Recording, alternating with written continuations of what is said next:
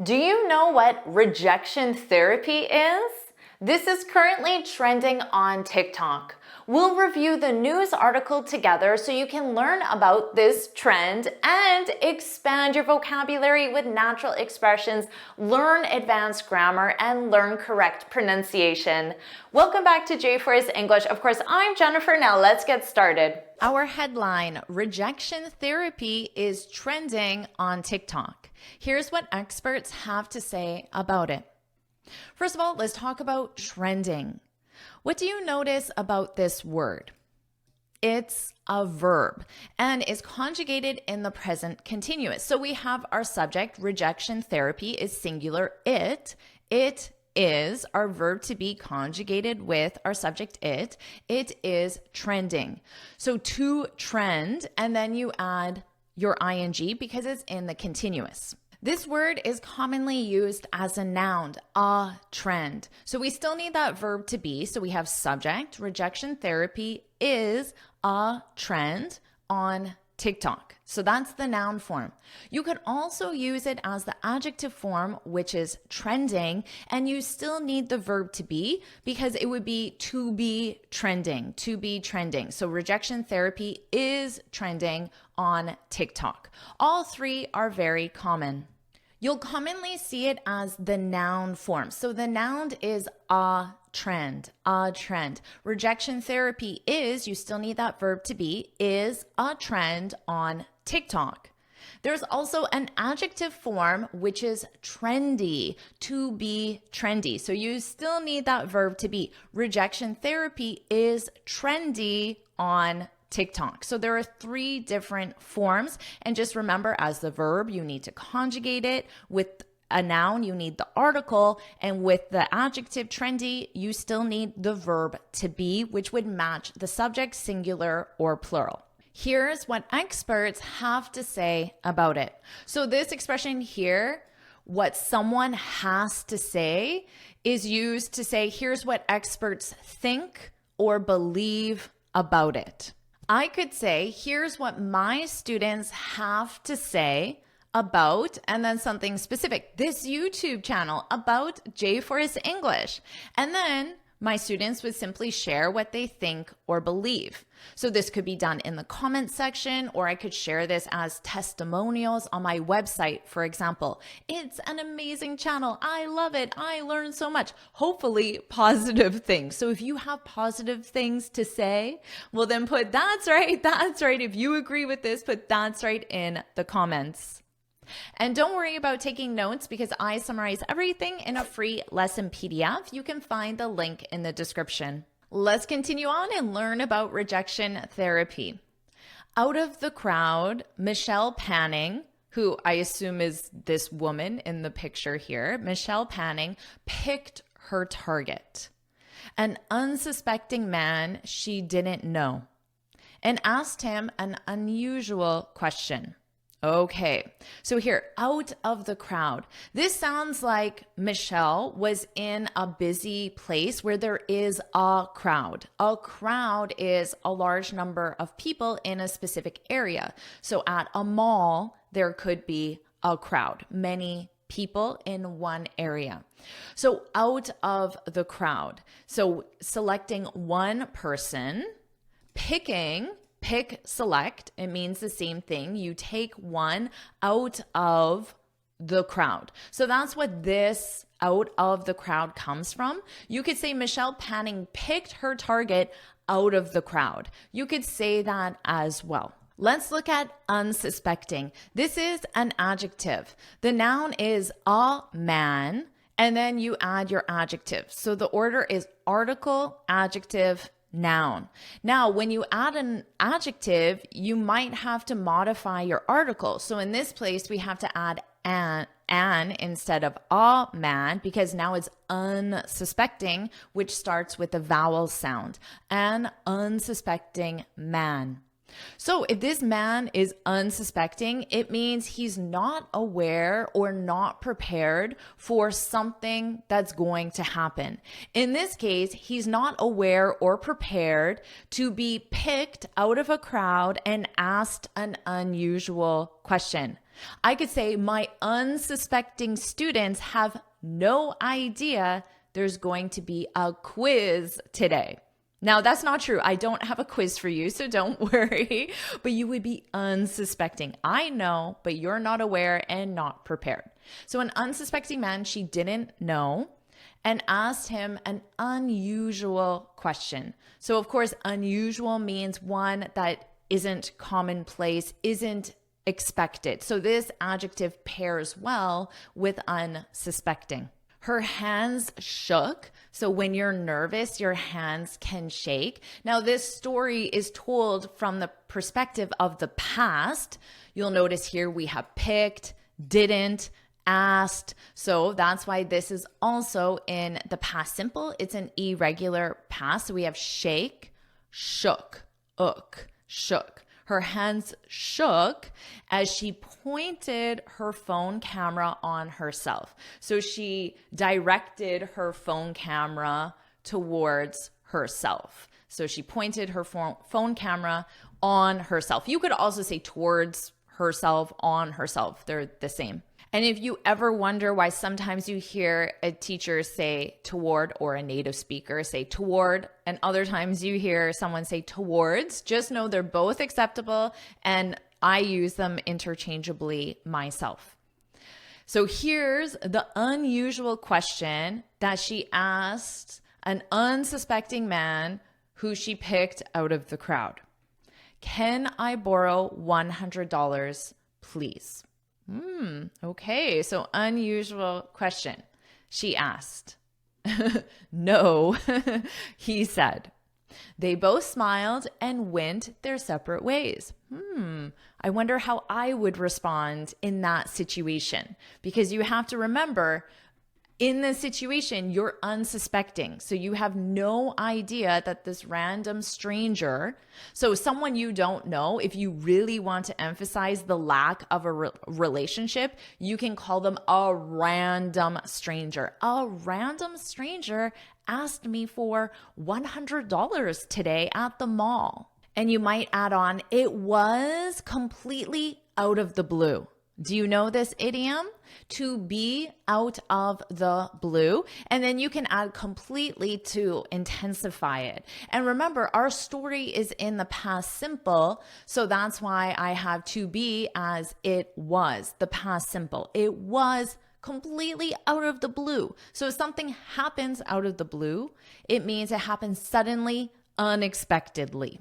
They both smiled and went their separate ways. So if two people go their separate ways, it means that they just continue on with their individual lives, not together. The structure here is to go, so you conjugate your verb go, in this case, the past simple, and then you need a possessive pronoun, there, and then the word separate ways, separate ways. So let's say you're traveling and you take a tour and you meet someone else on that tour. And that person's a stranger, but then you get to know each other, you chat, and you spend the day together. But then at the end of the day, you go your separate ways. It means you continue on with your individual lives, no longer together. We met on a tour and spent the day together, but then we went our separate ways. Are you enjoying this lesson? If you are, then I want to tell you about the Finally Fluent Academy. This is my premium training program where we study native English speakers from TV, movies, YouTube, and the news so you can improve your listening skills of fast English, expand your vocabulary with natural expressions, and learn advanced grammar easily. Plus, you'll have me as your personal coach. You can look in the description for the link to learn more, or you can go to my website and click on Finally Fluent Academy. Now let's continue with our lesson. Panning was not dejected. So dejected is an adjective that means sad, disappointed, even hopeless. So if you ask someone for something, and they reject that and say no, you might feel sad, disappointed, or even hopeless. But Panning was not dejected. I did it. So it sounds like, in fact, she was celebrating. I did it, she told the camera as she walked away. Panning was not really looking for $100. Remember, she asked an unsuspecting man out of the crowd an unusual question. She asked him for $100 and he said no, but she was not dejected.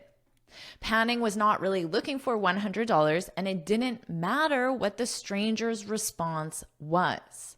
So here, now they're referring to him as a stranger. And remember I said if you add the word random, it sounds even stronger. A random stranger. It emphasizes the lack of a relationship between the people.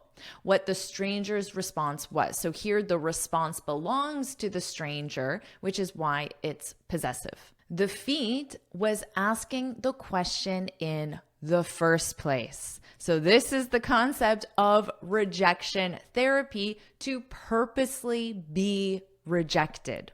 The noun feat means something difficult to achieve, similar to a challenge. Notice the pronunciation is exactly the same as feet, eat, so it's that long E sound. The feet, eat. The feat, the challenge, was asking the question in the first place.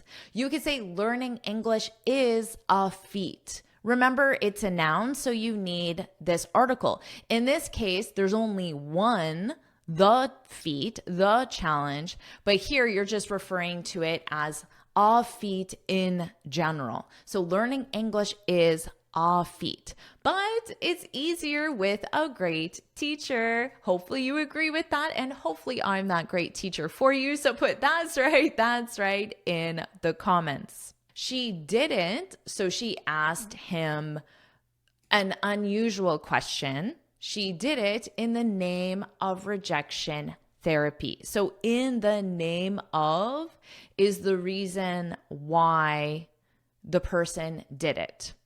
She did it in the name of rejection therapy, a popular trend. So notice here that we're using the noun form. You know it's a noun because of the sentence structure. We have an article, and articles are only used with nouns. A trend, a popular trend. So popular is the adjective that describes the noun. A popular trend on social media that encourages people to ask strangers. How could we modify this to make it sound even stronger?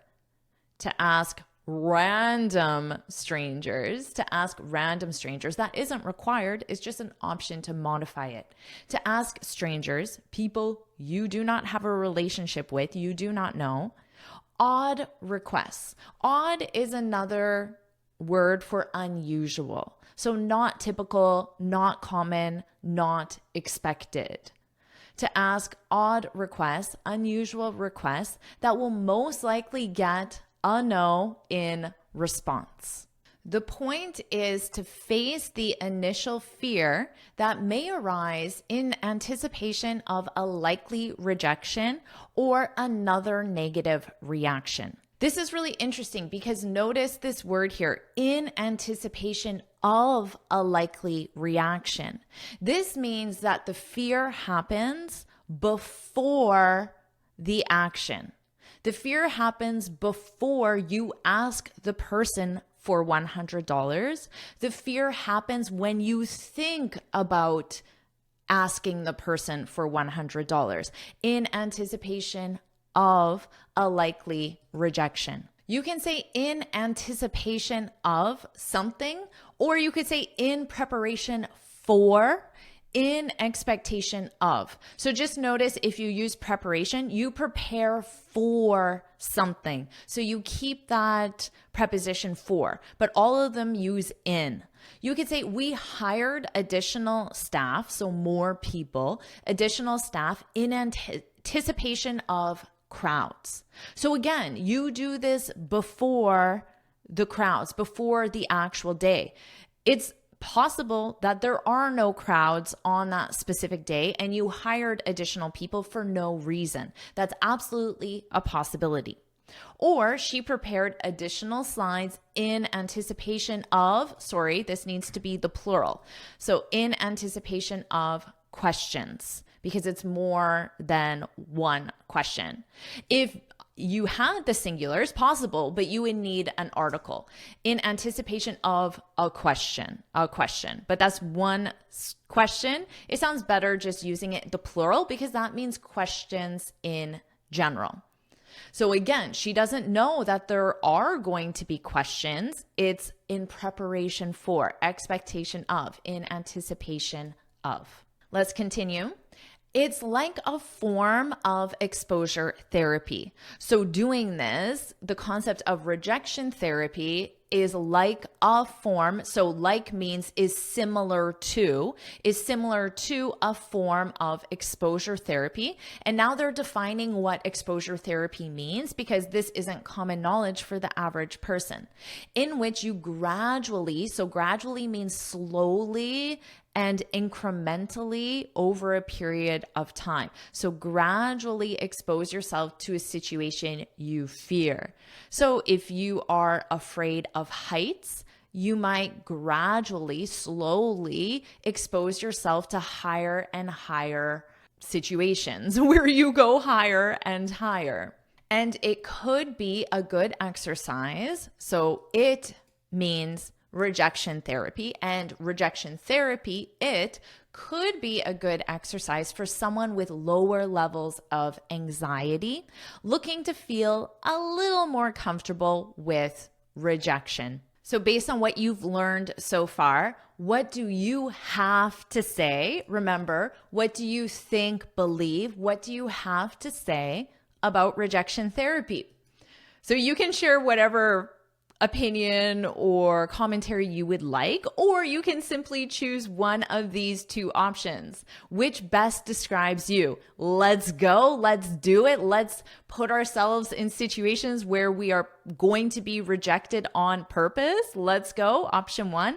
Or option 2, no way. I'm not asking strangers random, unusual questions. Which describes you? 1 or 2? Share that in the comments. But there are also precautions to keep in mind to make sure the interactions are done safely. We commonly use this in the phrase as a precaution, and then you list something that you do or someone else did to be cautious. She brought additional copies of her presentation. So you don't need this phrase. You can remove it from the sentence and it's grammatically correct. She brought additional copies of her presentation. Adding it simply gives you the reason why she did the action.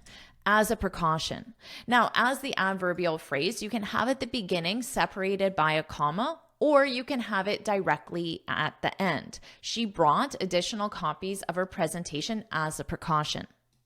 Now, you could also use the verb to be and then an adjective. To be cautious, to be careful, to be safe. They all mean the same thing. To be safe, she brought additional copies of her presentation. And the same thing applies. You can have it at the very beginning or you can have it at the end. She brought additional copies of her presentation to be safe. For 30 days this summer, Panning did a daily challenge on her pursuit of rejection. So her pursuit of, this comes from the verb to pursue. So she did this to pursue rejection, but now it's just one's pursuit of something.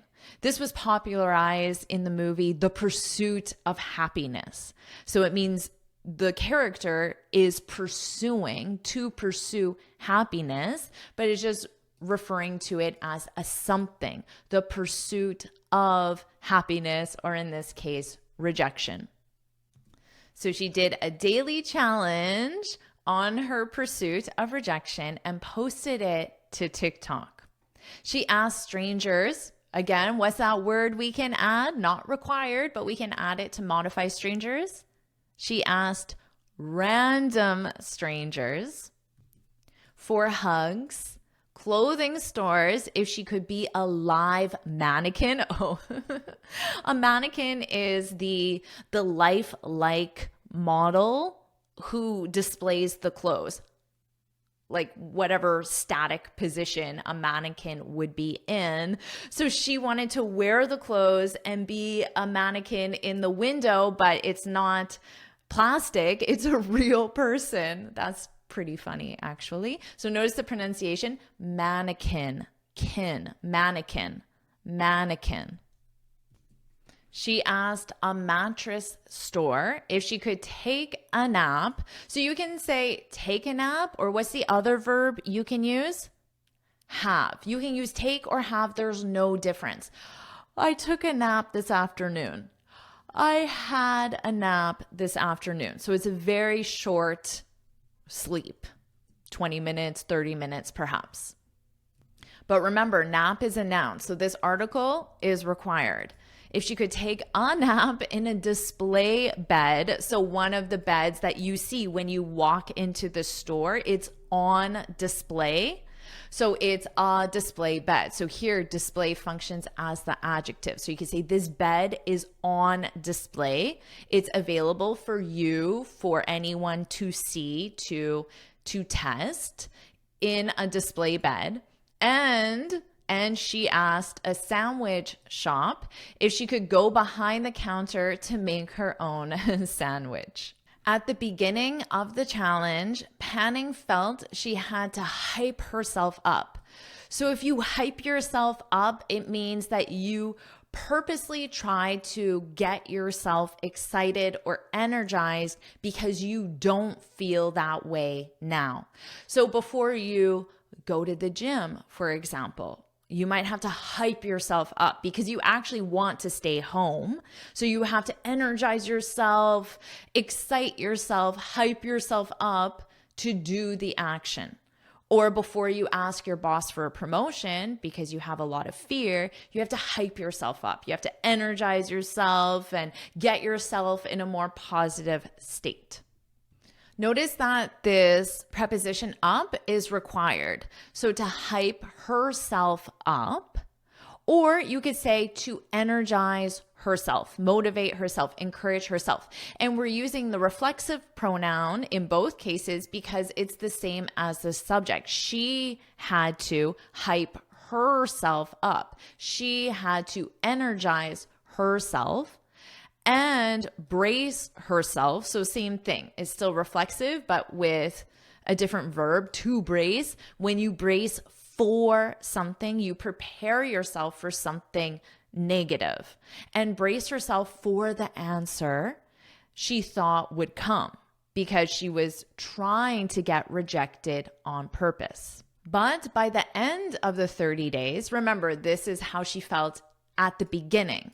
But by the end of the 30 days, she said she felt more comfortable with approaching and asking strangers questions. So notice here, we have the ing for both approaching and asking. Why? Because we have this with.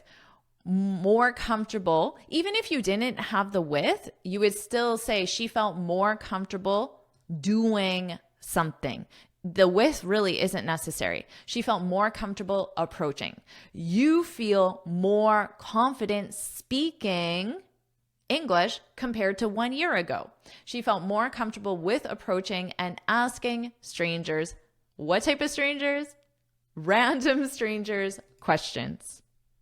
Now that you better understand the concept of rejection therapy, what do you have to say about it? Has your answer changed from before? Option 1, let's go. I'm ready to do it. I'm ready to be a live mannequin in a store window. Or no way am I doing any of this. So which best describes you? Put your answer in the comments. And now what I'll do is I'll read the article from start to finish, and this time you can focus on my pronunciation. Rejection therapy is trending on TikTok. Here's what experts have to say about it. Out of the crowd, Michelle Panning picked her target, an unsuspecting man she didn't know, and asked him an unusual question. Her hands shook as she pointed her phone camera on herself. "Can I borrow $100, please?" she asked. "No," he said. They both smiled and went their separate ways. Panning was not dejected. "I did it," she told the camera as she walked away. Panning was not really looking for $100, and it didn't matter what the stranger's response was. The feat was asking the question in the first place. She did it in the name of rejection therapy, a popular trend on social media that encourages people to ask strangers odd requests that will most likely get a no in response. The point is to face the initial fear that may arise in anticipation of a likely rejection or another negative reaction. It's like a form of exposure therapy in which you gradually expose yourself to a situation you fear, and it could be a good exercise for someone with lower levels of anxiety looking to feel a little more comfortable with rejection. But there are also precautions to keep in mind to make sure the interactions are done safely. For 30 days this summer, Panning did a daily challenge on her pursuit of rejection and posted it to TikTok. She asked strangers for hugs, clothing stores if she could be a live mannequin, a mattress store if she could take a nap in a display bed, and a sandwich shop if she could go behind the counter to make her own sandwich. At the beginning of the challenge, Panning felt she had to hype herself up and brace herself for the answers she thought would come. But by the end of the 30 days, she said she felt more comfortable with approaching and asking strangers questions. Do you want me to make more lessons just like this? If you do, then put more in the comments below. And of course, make sure you like this lesson, share it with your friends, and subscribe so you're notified every time I post a new lesson. And you can get this free speaking guide where I share 6 tips on how to speak English fluently and confidently. You can click here to download it or look for the link in the description. And I have another lesson I know you'll love. Make sure you watch it right now.